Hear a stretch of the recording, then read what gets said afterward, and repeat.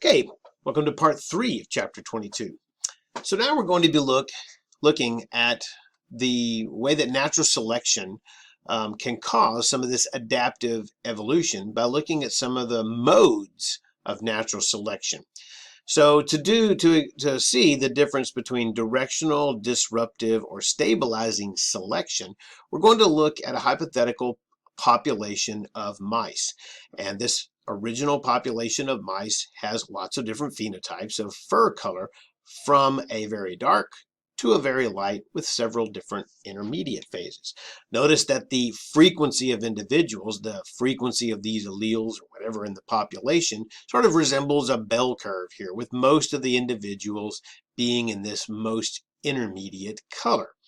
Now, something could happen to the environment where the environment is going to select for the darker individuals. In other words, something happened and maybe the lighter colored portion of the population becomes more susceptible to predation.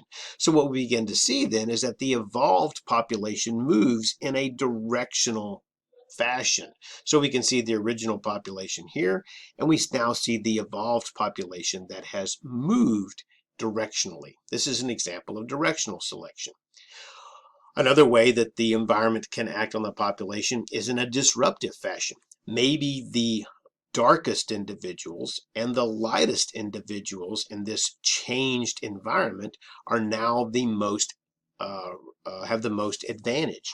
And so we begin to see the middle phenotypes being selected against. And notice it produces this sort of bimodal curve here.